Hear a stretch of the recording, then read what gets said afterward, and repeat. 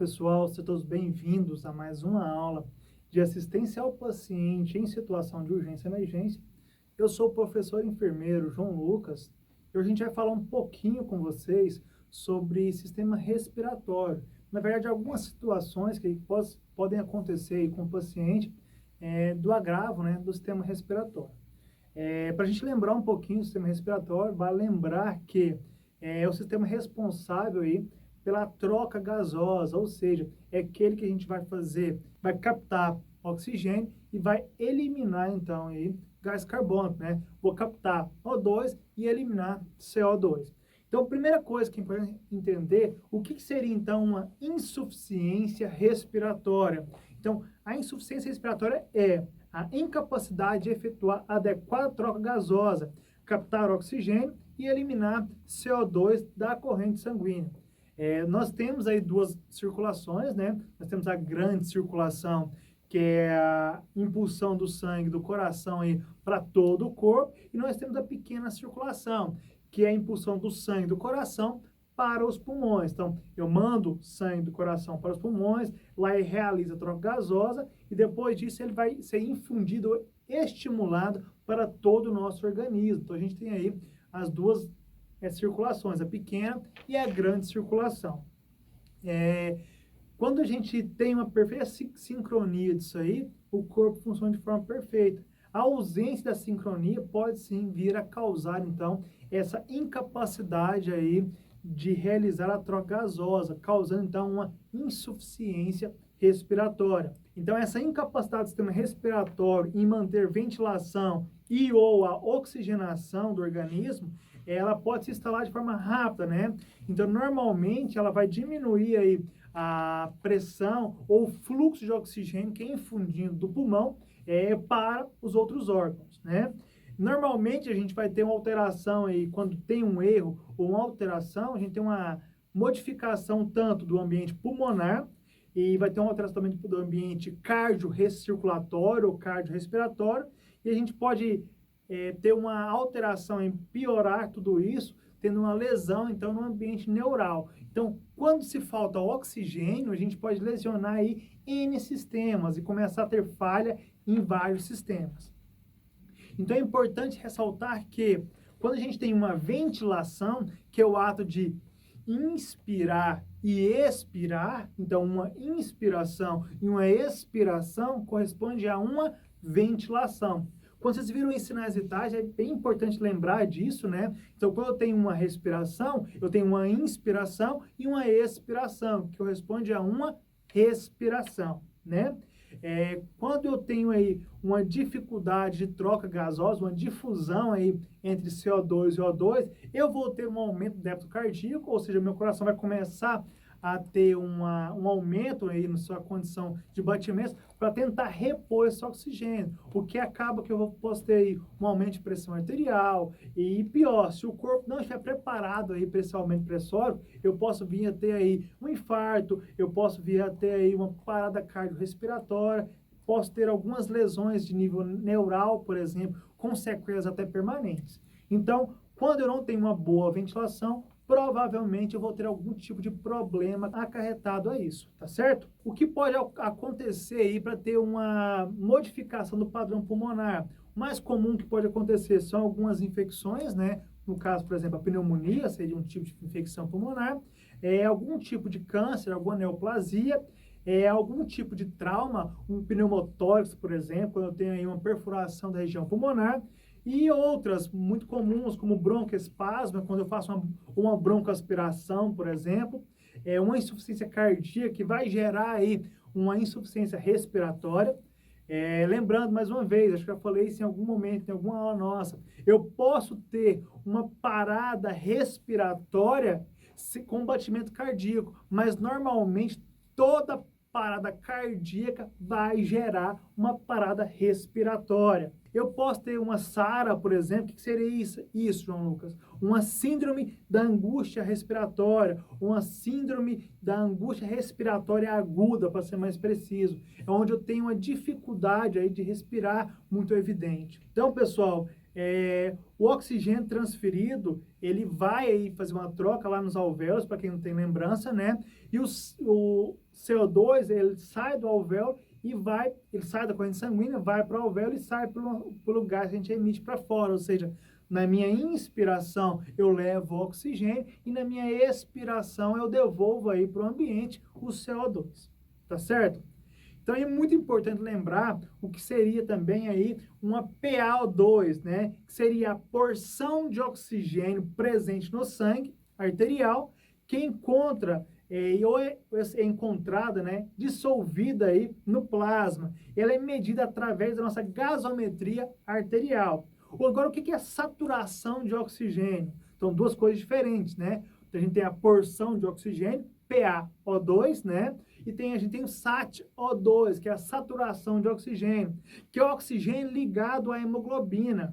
E ela é, então, a porcentagem, né? A percentagem aí de hemoglobina que se encontra ligada ao oxigênio, o oxigênio ligado à hemoglobina, sendo medida normalmente pela gasometria arterial e também pela oximetria de pulso, né? Aquele aparelhinho que todo mundo conhece, o oxímetro. Então, quando eu coloco o oxímetro no dedo, eu vou estar medindo, né, a saturação de oxigênio. Então, são duas coisas diferentes, né? A porção de oxigênio presente aí no sangue, né, no plasma sanguíneo, e aquela quantidade de oxigênio ligado a molécula, né, digamos, a hemoglobina. Então, a gente tem diferentes formas de verificar a concentração de oxigênio no nosso organismo. A porção de oxigênio ela é muito útil, né, para avaliar a capacidade de oxigenação do sangue arterial pelos pulmões, né?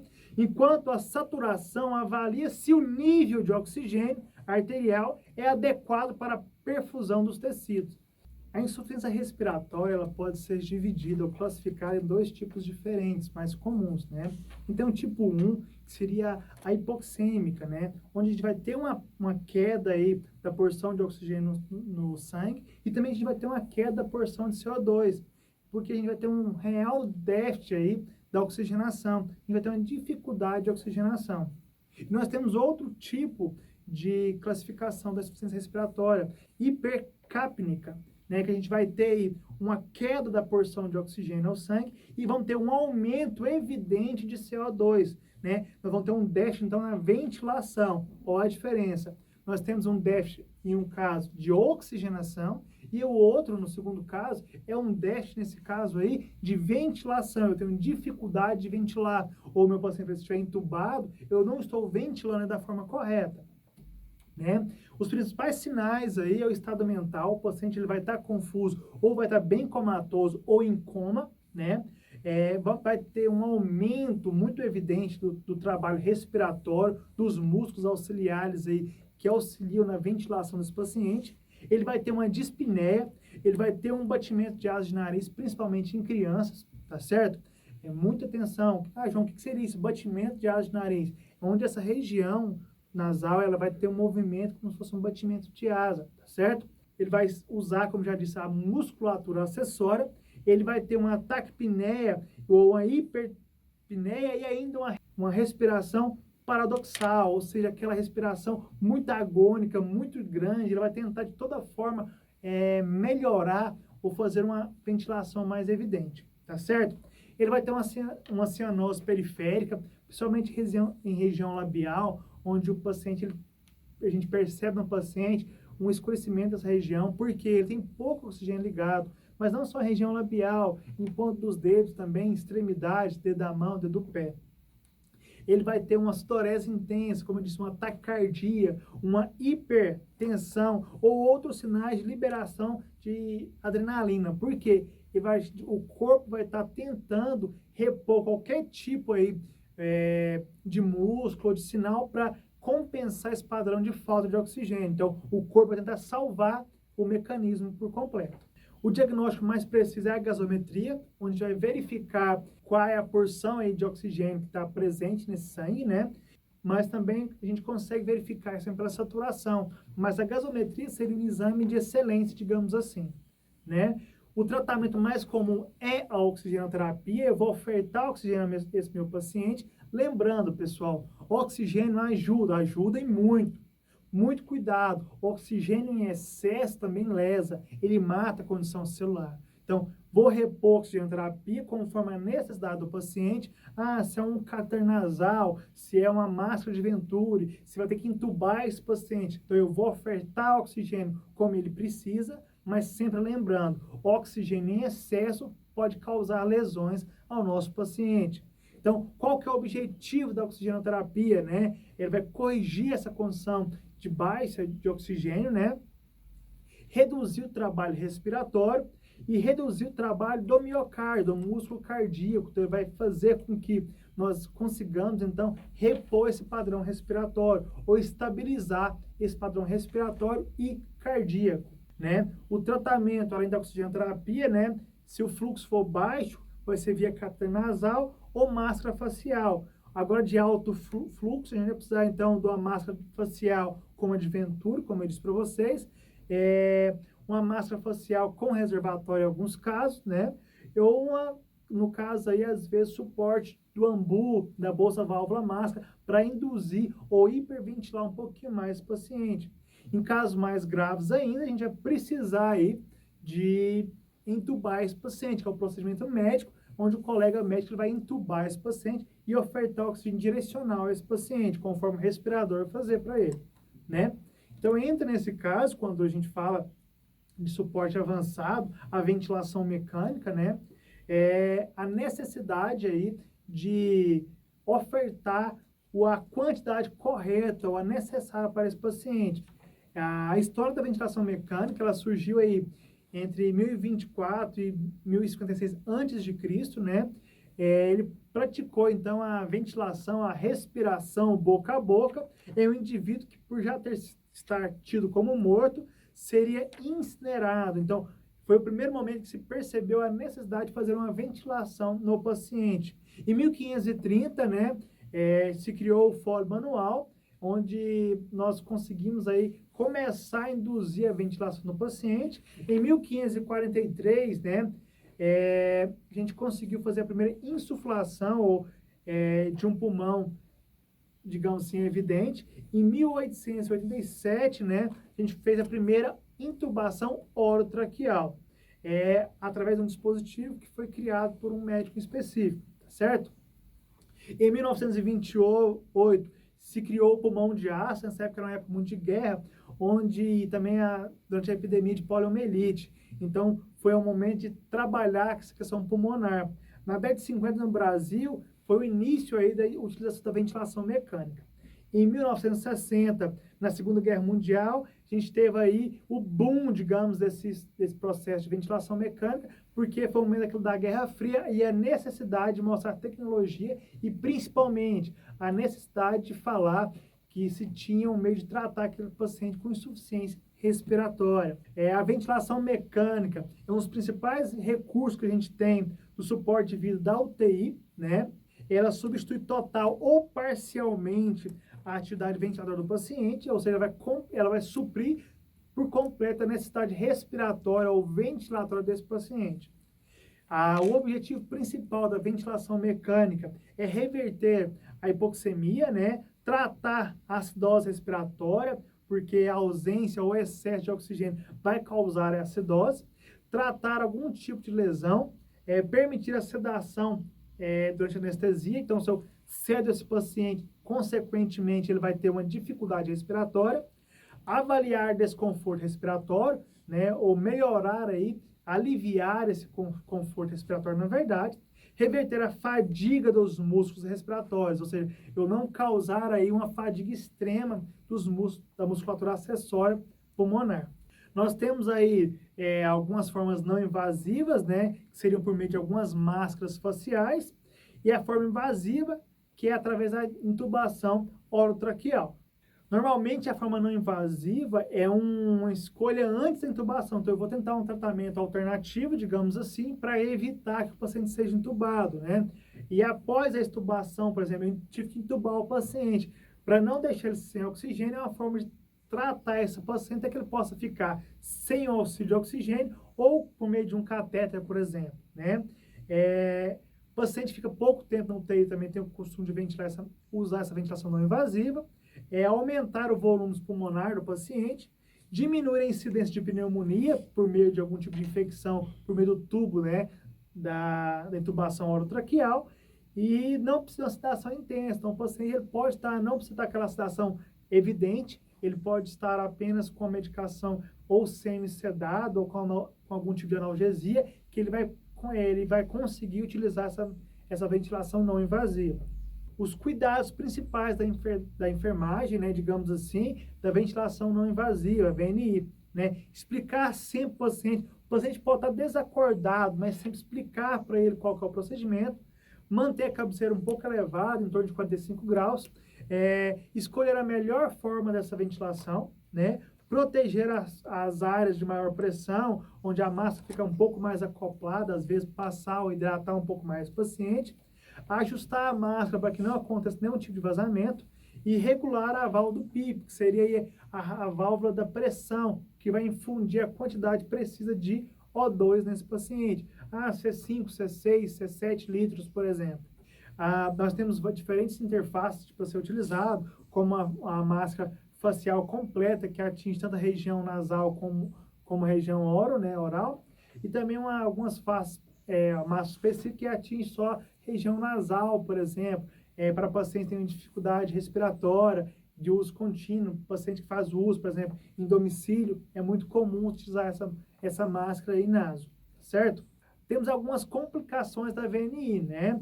Que pode acontecer uma necrose aí na área de contato, pelo excesso, principalmente, do uso de oxigênio, uma distensão abdominal, uma aerofagia, que é quando a oxigenação ela não vai só para o pulmão, mas também para a região abdominal, o que pode causar algumas comorbidades nesse paciente, algumas dificuldades aí de motilidade, né?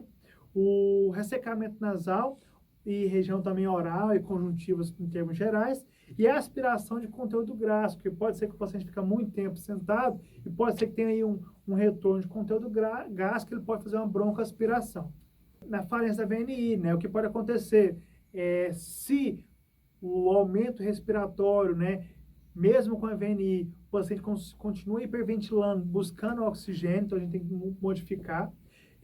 A diminuição do nível de consciência do paciente ou agitação, uma instabilidade hemodinâmica, né, uma necessidade de frequência expiratória de oxigênio maior que 60%, que seria isso? Uma necessidade de infundir oxigênio a mais nesse paciente, só que eu cheguei já à minha capacidade máxima pela VNI, né? Uma distensão abdominal severa, como eu já disse antes, né?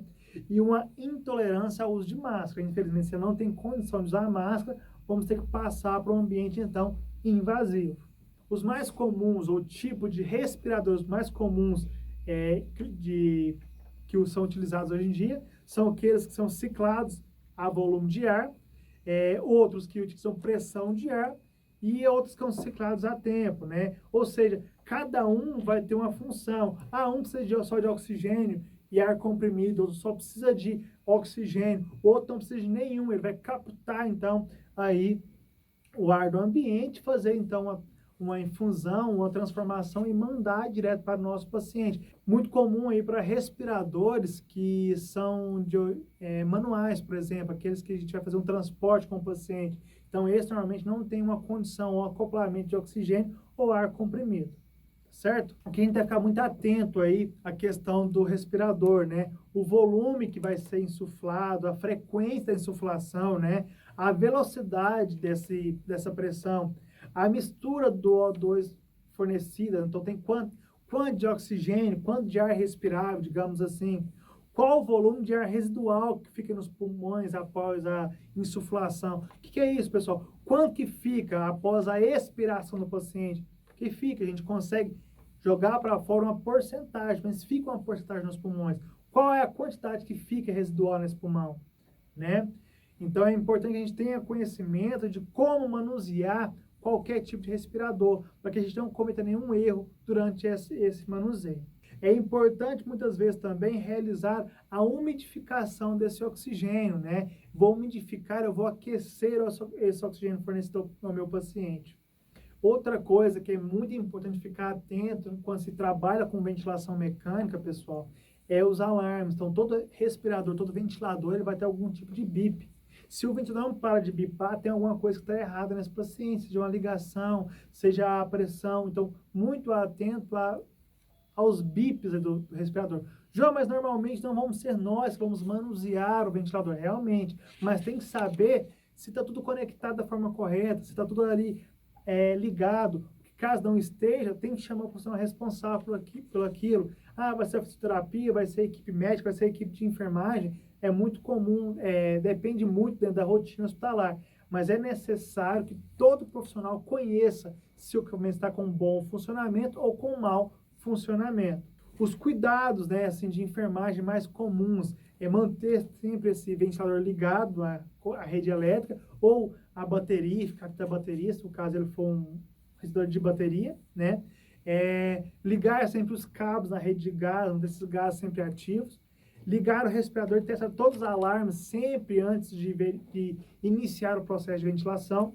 Verificar possíveis vazamentos. Programar sempre o respirador conforme parâmetros preconizados do paciente, testar antes, ver se está funcionando e colocar sempre a água no umidificador. Lembrar sempre, aquela água que fica no ventilador tem que ser colocada quando vai utilizá-lo e de preferência água estéril, tá, pessoal?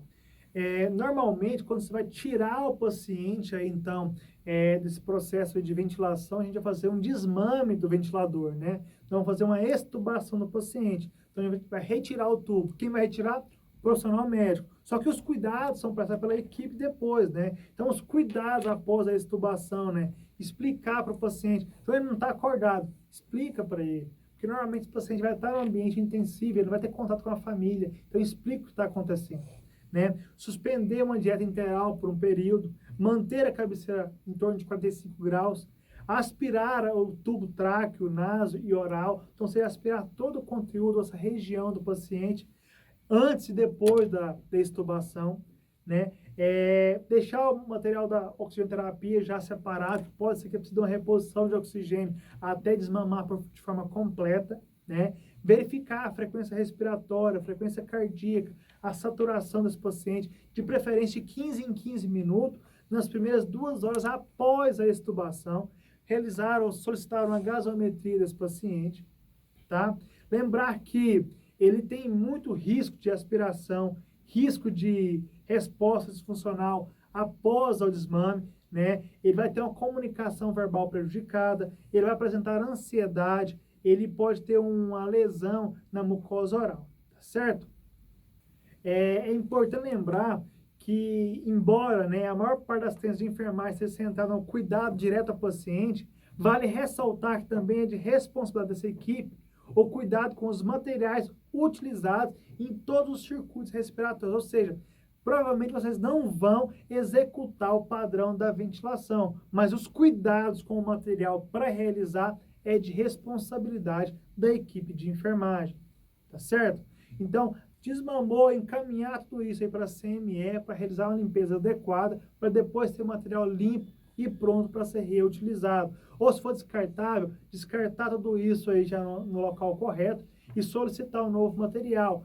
O ideal é que tenha sido solicitado quando se colocou isso no paciente, principalmente se o material for descartável, certo? Então, pessoal, esse foi uma aula, a gente lembrou um pouquinho, principalmente falou sobre a assistência prestada ao paciente com insuficiência respiratória. Lembramos então aí como auxiliar o paciente em questão de oferta de oxigênio quando a percentagem ou a porcentagem de CO2 sobra muito na condição sanguínea. Então, fiquem todos com Deus e até a próxima aula. Um abraço.